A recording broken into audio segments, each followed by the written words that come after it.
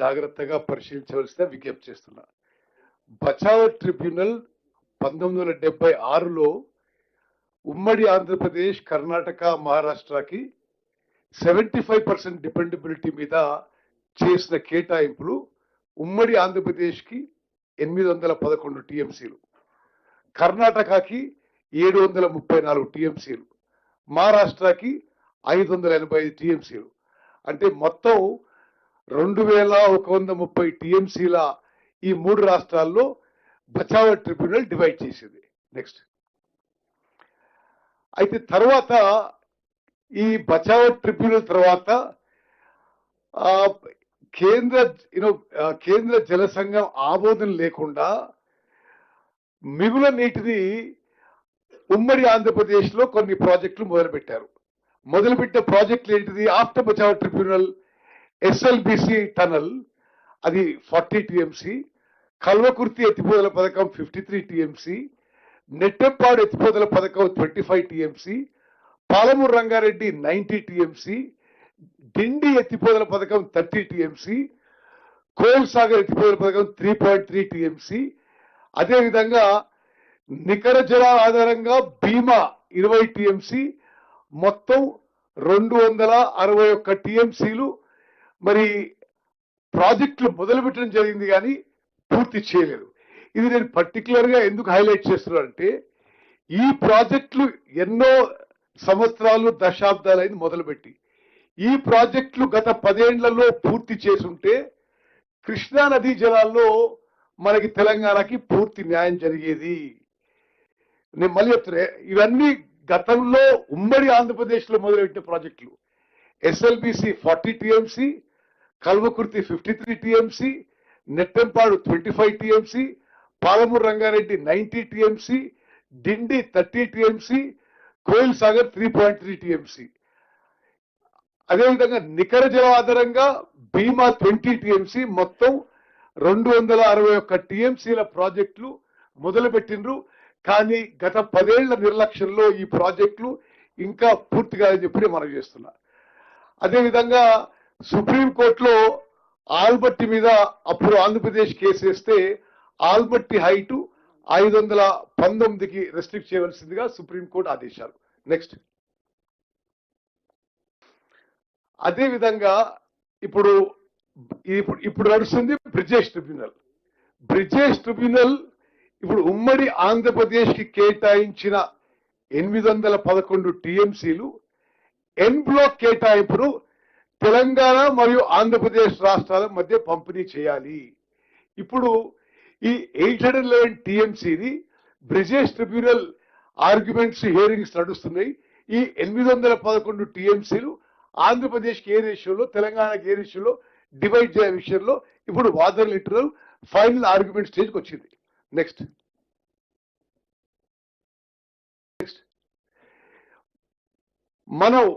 మనకు ఇప్పుడు డిసెంబర్ 2023లో కాంగ్రెస్ ప్రభుత్వం ఏర్పడిన తర్వాత మనం ఈ బ్రిజేష్ ట్రిబ్యునల్ ముందు వినిపిస్తున్న వాదనలు ఏంటంటే, population, cultivable area, drought prone area, drainage area, ఇవన్నీ తీసుకుని 811 టీఎంసీల్లో ఒక సైంటిఫిక్ బేసిస్ లో క్యాలిక్యులేట్ చేసి ఈ బ్రిజేష్ ట్రిబ్యునల్ ముందు మనము తెలంగాణకి 575 టీఎంసీలు కేటాయించాలి, ఆంధ్రాకి 236 టీఎంసీలు ఇవ్వాలి.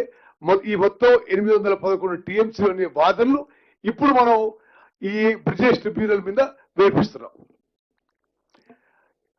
పరివాహక ప్రాంతం, కరువు పీడిత ప్రాంతం, బేసిన్ జనాభా మరియు సాగు ప్రాంతం, ఈ బేసిన్ పారామీటర్స్ ఆధారంగా బ్రిజేష్ ట్రిబ్యునల్ ముందు ఇప్పుడు తెలంగాణ మనం ఏం డిమాండ్ చేస్తున్నారంటే, అట్ 75% డిపెండబిలిటీ మనకి 575 టీఎంసీ కేటాయించమని చెప్పి మన వాదనలు వినిపించడం జరుగుతుంది. ఈ ప్రభుత్వం, మన ప్రభుత్వం KWD2 అంటే బ్రిజేష్ ట్రిబ్యునల్ ముందు నేను ముందు చెప్పినట్టుగా మనకి 575 టీఎంసీ డిమాండ్ చేయడం జరుగుతుంది. అయితే ఇది మీరు చాలా జాగ్రత్తగా గమనించాలి. ఇప్పుడు ఎప్పుడు ఈ కృష్ణా జలాలపై ఇంత లొల్లి చేసే టిఆర్ఎస్ పార్టీ వాళ్ళు మనమేమో ఈ బ్రిజేష్ ట్రిబ్యునల్ ముందు మనకి 71% కేటాయించాలి, ఆంధ్రాకి 29% కేటాయించాలి, మనకే 575 టీఎంసీ ఇవ్వాలి, ఆంధ్రాకి 256 టీఎంసీ ఇవ్వాలని చెప్పి మనం వాదిస్తున్నాం. గత ప్రభుత్వం టిఆర్ఎస్ ప్రభుత్వం 10 ఏళ్ల పాటు 2014 నుంచి 2023 వరకు వాళ్ళు తెలంగాణకి 299 సరిపోతాయి, ఆంధ్రాకి 512 టీఎంసీ ఇవ్వడానికి ఒప్పుకొని 2014-15 నుంచి 2023 వరకు ప్రతి సంవత్సరం ఆ ప్రభుత్వంలో పెద్ద మనుషులు అఫీషియల్ గా లిఖిత పూర్వకంగా ఒప్పుకున్న విషయం మీరు అందరూ గమనించాలి. నేను మళ్ళీ రిపీట్ చేస్తున్నా, 10 ఏళ్ల పాటు బీఆర్ఎస్ పరిపాలనలో వాళ్ళు ఆంధ్రప్రదేశ్ కి 512 ఇస్తూ మనకి 299 టీఎంసీ సరిపోతాయని చెప్పి గతంలో బీఆర్ఎస్ ప్రభుత్వం చెప్పింది. మన కాంగ్రెస్ ప్రభుత్వం ఏర్పడిన తర్వాత మనం వచ్చిన తర్వాత మనకే 575 టీఎంసీలు ఇవ్వాలి, వాళ్ళకే 256 టీఎంసీలు ఇవ్వాలి అని చెప్పి మన వాదనలు ఈరోజు వినిపిస్తున్నాం. 2016 సెప్టెంబర్ 21 జరిగిన మొదటి అపెక్స్ కౌన్సిల్ సమావేశంలో ఈ పర్సంటేజ్ లో అప్పుడున్న పెద్ద మనుషులు ముఖ్యమంత్రిగా కేసీఆర్ గారు గాని, ఇరిగేషన్ మంత్రిగా హరీష్ రావు గారు వాళ్ళకి 66% వాళ్ళకి ఇస్తూ మనం 34% ఈ నీళ్లు సరిపోతాయని లిఖిత పూర్వకంగా ఇచ్చినాము. మన ప్రభుత్వం కాంగ్రెస్ ప్రభుత్వం ఏర్పడిన తర్వాత ఇది మనకు అంగీకారం కాదు, మాకే 71% ఇవ్వాలి, ఈ బేసిన్ పారామీటర్స్ మీద చెప్పి మనం వాదనలు వినిపిస్తున్నాము. 9 జనవరి 2020 గత ప్రభుత్వం గత 2 సంవత్సరాలుగా నీటిని 34:66% పంచుకోవడానికి అంగీకరించినట్లు కేఆర్ఎంబి ముందు తెలియచేస్తూ ఈ బ్రిజేష్ ట్రిబ్యునల్ అవార్డు వచ్చే వరకు మనకి 34% నీళ్ళు సరిపోతాయి, 66% ఆంధ్రాకి ఇవ్వమని చెప్పి లిఖిత పూర్వకంగా ఇవ్వడం జరిగింది.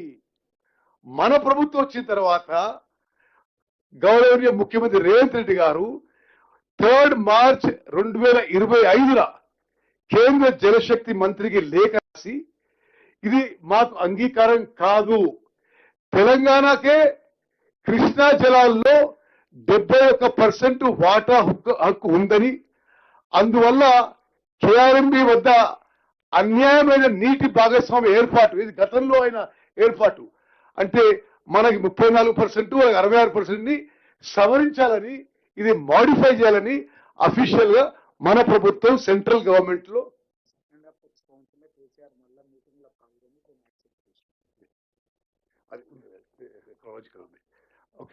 సో ఇది దయచేసి మీరు అందరూ గమనించారు. ఎందుకంటే వాళ్ళు రోజు మాట్లాడేది గోబెల్స్ ని మించి ఒక ప్రొపగండా జరుగుతుంది. వాళ్ళేదో తెలంగాణ కోసం న్యాయం కోసం పోరాడినట్టు, మనమేదో అంత పోరాడినట్టు వారు చిత్రీకరించే విషయం మీరు గమనించాలి. మీ ద్వారా యావత్ తెలంగాణ ప్రజానీకానికి రైతాంగం తెలవాలి. వాళ్ళు తెలంగాణకి 299 టీఎంసీలు అడిగితే ఇది 811 టీఎంసీలో, మనం వచ్చిన తర్వాతనే అది మనకు అంగీకారం కాదు, మాకు 575 టీఎంసీలు ఇవ్వాలి, మా వాదనకున్న బేసిన్ పారామీటర్స్ ఇవి అని చెప్పి స్పష్టంగా చెప్పడం జరిగింది. నెక్స్ట్ సో నేను మళ్ళీ దీనికి చివరిలో వస్తా. ఈ నీటికి వాటర్ అలొకేషన్ విషయంలో ఇప్పుడు సీఎం గారు అడిగిన విషయాలకి ఏది తెలంగాణ రాకముందు 2014 కంటే ముందు కృష్ణా నదీ జలాలు అక్రమంగా ఆంధ్రప్రదేశ్ కి ఏ విధంగా తరలించబడ్డవి, తెలంగాణ ఏర్పడి టిఆర్ఎస్ పార్టీ అధికారంలో వచ్చిన తర్వాత ఏ విధంగా ఎక్కువ అన్యాయం జరిగిందనే విషయాన్ని అంకెల ద్వారా డేట్స్ ద్వారా మీ ముందు నిరూపిస్తున్నా. దయచేసి గమనించాలి. కృష్ణా నదీ జలాల్లో తెలంగాణ ఏర్పడ్డాక టిఆర్ఎస్ ప్రభుత్వం వచ్చిన తర్వాత ఎక్కువ కృష్ణా నదీ జలాలు ఆంధ్రాకి రాయలసీమకి అవుట్ ఆఫ్ బేసిన్ తరలింపుకి ఇన్ఫ్రాస్ట్రక్చర్ క్రియేట్ చేయబడింది తీసుకుపోతున్నారు.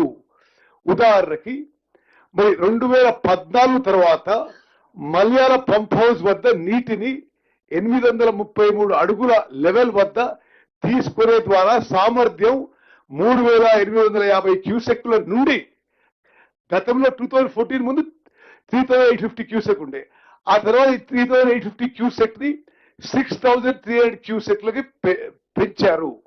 అదేవిధంగా ఇంకొక స్కీమ్ కట్టుకొని ముచ్చిమరి పంప్ హౌస్ వద్ద శ్రీశైలం బాటమ్ లెవెల్లో ఫ్లోర్ లెవెల్లో 798 అడుగుల లెవెల్ వద్ద నీటిని తీసుకునే సామర్థ్యం గతంలో 3850 క్యూసెక్లు ఉంటే అది కూడా టిఆర్ఎస్ ఇక్కడ అధికారంలో ఉండగా 3850 క్యూసెక్స్ నుంచి 6300 క్యూసెక్స్ కి పెంచుకోవడం జరిగింది. దీనివల్ల హెచ్ఎన్ఎస్ఎస్ఎస్ ప్రాజెక్ట్ కి పెద్ద మొత్తంలో అంటే 12,600 క్యూసెక్లు అంటే ప్రతిరోజు కృష్ణా జలాలు అక్రమంగా రాయలసీమకి